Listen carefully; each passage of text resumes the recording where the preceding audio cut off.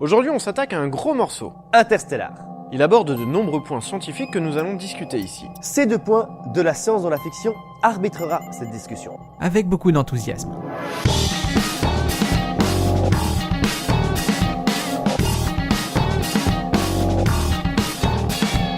Avant de commencer, j'aimerais faire une citation. Tu ne peux pas juste me dire qu'un film est incohérent. Démontre-moi ça avec des faits et des analyses. Et on en reparlera. Joseph Cooper. Tu disais que la science admet aussi l'inconnu. Murphy Cooper. Il t'a eu là. Le film commence sur fond de documentaire afin de planter le décor. Nous sommes dans un futur proche et la Terre perd de plus en plus de son habitabilité, à cause des ravages que cause le mildiou sur les plantations humaines. Les terriens vivent donc une crise alimentaire sans précédent. Tous ont quitté leur emploi pour ouvrir des exploitations agricoles afin de faire pousser de quoi subvenir aux besoins de l'humanité. Parler de science est marginal. On démontre ces enseignants qui apprennent aux élèves que les humains n'ont jamais posé le pied sur la Lune. Cela choque bien évidemment Cooper, un ancien astronaute de la NASA. On apprend ensuite que la chambre de Murphy est hantée par un poltergeist qui s'amuse à faire tomber ses livres. En bonne fille de son père, elle va chercher à interpréter ces signes. Lors d'une tempête de sable, son père et elle se rendent compte qu'ils ont en réalité affaire à des ondes gravitationnelles. Einstein énonçait dans ses théories sur la relativité générale que l'espace et le temps sont reliés. C'est ce que l'on appelle l'espace-temps. Pour faire une analogie, on peut l'imaginer comme une immense toile tendue à 4 dimensions.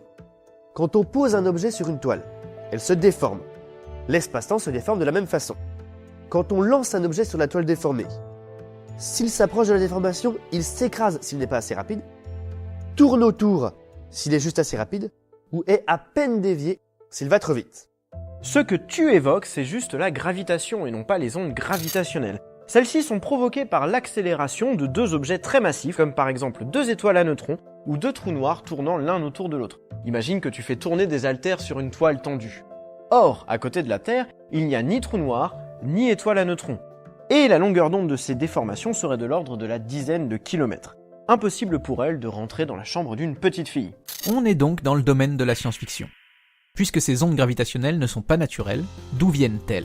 Cooper découvre que ces anomalies correspondent à des coordonnées GPS. Sa fille et lui décident de s'y rendre et ils y découvrent que la NASA existe toujours. Ils apprennent alors que la génération de Murphy est la dernière à pouvoir vivre encore sur la Terre. Pour sauver l'humanité, ils proposent soit de faire migrer les humains encore en vie sur une autre planète, soit de faire se déplacer des milliers d'embryons. Ils souhaitent utiliser une autre anomalie gravitationnelle apparaissant à côté de Saturne sous la forme d'un trou de verre, leur permettant de se rendre dans une autre galaxie afin d'explorer 3 exoplanètes potentiellement habitables. Si l'espace-temps ressemble à une toile tendue et est localement courbée, rien n'empêche d'imaginer une espèce de tunnel reliant 2 zones très éloignées de l'univers, comme un raccourci. Il suffirait que l'espace-temps soit tellement recourbé que le point de départ et le point d'arrivée soient empilés l'un au-dessus de l'autre. Sauf qu'aucun trou de verre n'a été observé. Mais ils sont possibles dans la théorie de la relativité générale. En effet, on les connaît assez bien. On arrive même à estimer les conditions nécessaires à leur formation. Pour former un trou de verre d'1 mètre de diamètre, il faudrait environ 70% de la masse de Jupiter en matière exotique. Tu sais, cette matière hypothétique qui permettrait d'expliquer les lacunes observées dans la masse des galaxies, mais dont on n'a pas la preuve de l'existence. L'existence du trou de verre dans le film relève encore une fois de la science-fiction. Son origine serait a priori artificielle, un cadeau de la Providence pour sauver l'humanité. Cooper est donc sélectionné pour partir en éclaireur sur ces 3 exoplanètes et prendre des nouvelles des pionniers humains qui s'y sont posés et qui ont établi leur habitabilité. Son équipe est composée de Brand, Une Catwoman bien trop sensible, Romilly, qui ressemble vachement à Roland Le Hook, et un Sibini Tobey Maguire, dont le nom du personnage m'échappe. évidemment, l'idée de ce voyage déplaît fortement à Murphy, ce qui permet de développer une sous-intrigue sur l'amour familial. On n'est pas là pour ça, on est là pour parler de science. Le problème d'un tel voyage, c'est que Cooper ne sait pas quand est-ce qu'il va revenir. En plus, il faut prendre en compte les effets de la relativité. La vitesse de la lumière est identique pour tous. Ce qui veut dire qu'elle met toujours le même temps pour aller d'un point A à un point B. Par exemple, un rayon de lumière qui se déplace en ligne droite sur une distance de 300 millions de mètres mettra 2 secondes pour faire l'aller-retour à la vitesse de la lumière dans le vide. Oui, mais si je me déplace à très grande vitesse grâce à un vaisseau, par exemple en allant de gauche à droite, la trajectoire du rayon de lumière est modifiée et il parcourt une distance plus longue en seulement 2 secondes, sachant qu'il va toujours à la vitesse de la lumière. Cela implique que le temps a été dilaté. Ainsi, l'horloge à bord de ton vaisseau s'écoule moins vite que le temps pour nous qui sommes immobiles. Cet effet est assez bien retranscrit dans le film. Précis et efficace, Arthur. Ensuite, ça fait dodo spatial jusqu'à Saturne, contemplation, entrée dans le trou de verre, contemplation, sortie du trou de verre, contemplation. On est face à un trou noir. Un trou noir est un astre qui provoque une déformation de l'espace-temps si intense qu'aucun objet, s'il s'en approche trop, ne peut plus s'en échapper, pas même la lumière. Il en existe plusieurs sortes, mais ici je ne vous parlerai que des trous noirs stellaires, ceux qui se forment à partir des étoiles. Toutes les étoiles forment des trous noirs à la fin de leur vie? Non, seules celles dépassant 3,2 fois la masse du Soleil. Deux forces principales s'opposent pour maintenir la forme de l'étoile. La pression du gaz chauffé par les réactions de fusion nucléaire qui la dilatent, et sa propre gravité qui la contracte. Une étoile utilise la fusion nucléaire, c'est-à-dire qu'elle fusionne deux atomes légers pour en créer un plus lourd, le tout en émettant de l'énergie sous forme de lumière et de chaleur. Au début de sa vie, elle fusionne des atomes d'hydrogène pour former de l'hélium. Pour les étoiles formant des trous noirs, ça dure quelques centaines de millions d'années. Mais quand l'hydrogène commence à manquer, c'est l'hélium qui sert à la fusion en créant du carbone. L'étoile devient alors une géante rouge. Et ça continue pendant 500 000 ans. Puis le carbone fusionne pour donner du néon, et le néon fusionne pour donner du fer. À partir de ce moment, si la masse est assez importante, la gravité prend le dessus sur toutes les forces de répulsion de la matière. Et l'étoile, en fin de vie, va se contracter jusqu'à devenir ponctuelle tout en gardant la même masse.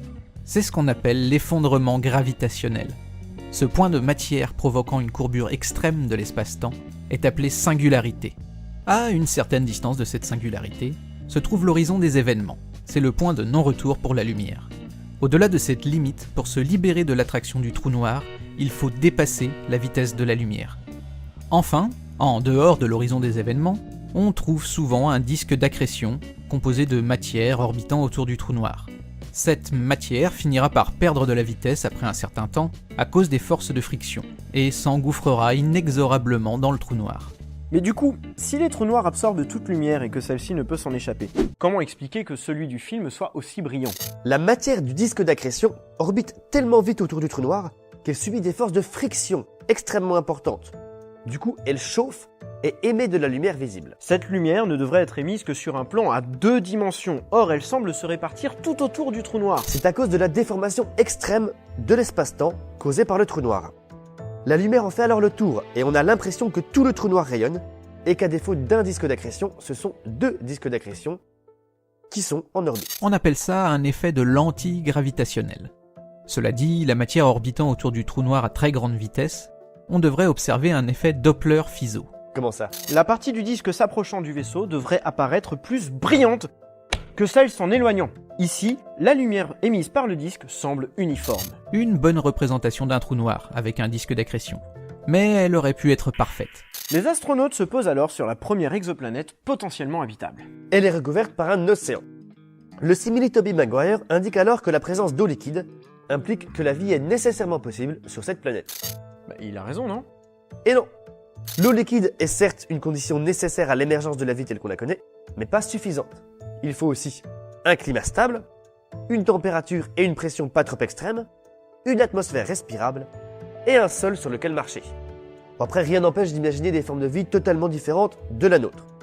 Mais dans notre cas, l'équipe d'astronautes cherche une exoplanète pour accueillir l'humanité. Heureusement, Toby meurt sur place, puni par le film qui rattrape ainsi sa bourde. Hélas, cette exoplanète est très proche du trou noir. À cause de la déformation de l'espace-temps, 1 heure à sa surface représente 7 années sur Terre ou dans le vaisseau. Quand ils rejoignent Romilly avec un peu de retard, celui-ci leur apprend qu'ils sont partis pendant un peu plus de 23 ans. 23 ans?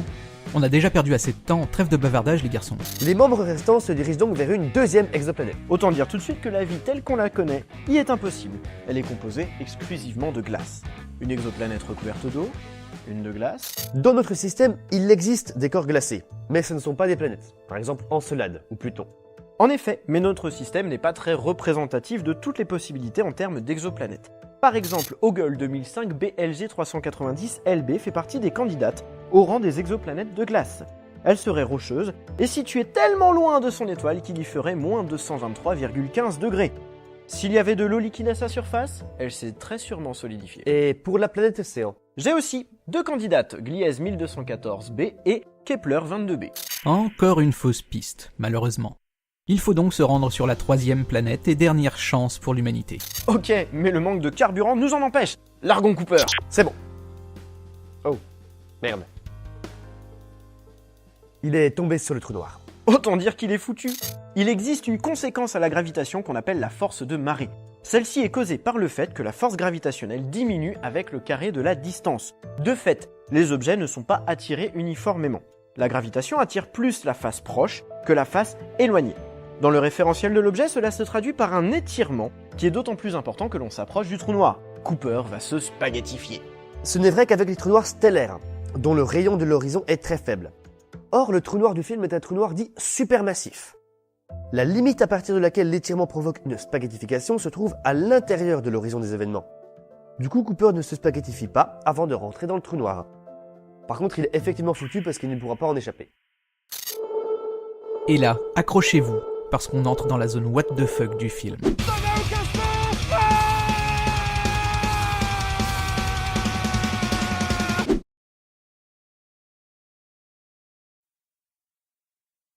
On est alors projeté dans un endroit très particulier. La bibliothèque de Murphy, mais à plusieurs époques différentes. On comprend alors que tous les indices laissés par le poltergeist de Murphy étaient en fait des indications que le Cooper du futur envoyait à sa fille à travers cet endroit, où le temps est représenté comme une dimension spatiale que l'on peut parcourir dans tous les sens. Et cela rend-il l'intérieur du trou noir cohérent? Techniquement, on peut imaginer que l'espace et le temps sont tellement compressés l'un et l'autre qu'ils se mélangent en une bouillie. Cette bouillie les rend plus faciles à parcourir. Ce lieu aurait été créé par les descendants de l'humanité du film pour sauver leurs ancêtres et donc créer leur existence. Le bénéfice du doute. En même temps, agir sur son propre passé, tu connais, hein fiston? Cooper s'évanouit et se retrouve on ne sait comment à orbiter autour de Saturne. Il est récupéré par un vaisseau en partance vers la 3e planète que la Catwoman dépressive a commencé à coloniser. Il retrouve sa fille qui a alors 2,7 fois son âge, mais décide de la laisser tomber à nouveau pour aller chercher Brand. Et c'est ça qu'on appelle la force de l'amour. À l'issue de cette discussion, Arthur se retrouve avec 5 points résolus contre 3 pour Nico, et 5 points cohérents contre 2 incohérents et un pas parfait. C'est une surprise. Un dernier mot les garçons? Oui, merci d'avoir suivi cet essai et d'être de plus en plus nombreux à affûter votre esprit critique avec nous. Ah bah si tu brises le 4e mur, alors moi aussi. N'hésitez pas à partager cette vidéo si elle vous a plu et à laisser un commentaire pour nous dire ce que vous en avez pensé. Ça nous fera toujours très chaud au cœur. Et un grand merci à ces 2 points de la science dans la fiction. N'hésitez pas à faire un tour sur sa chaîne. Il y explique des faits scientifiques ou technologiques en se basant sur des films de SF. Vous verrez, c'est génial, très bien écrit et très bien présenté. Merci les gars pour votre invitation. Générique!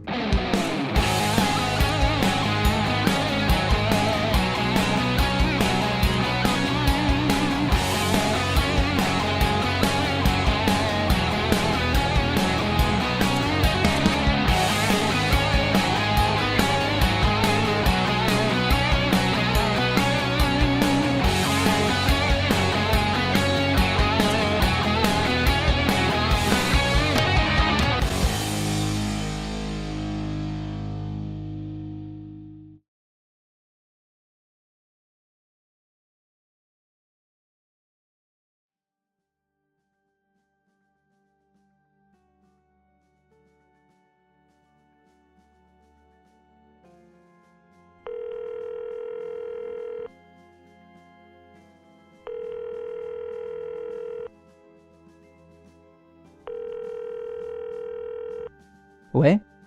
On va avoir besoin de toi pour les sessions interstellaires. C'est un fiasco qu'on n'arrive pas à se mettre d'accord. C'est comme si c'était déjà fait.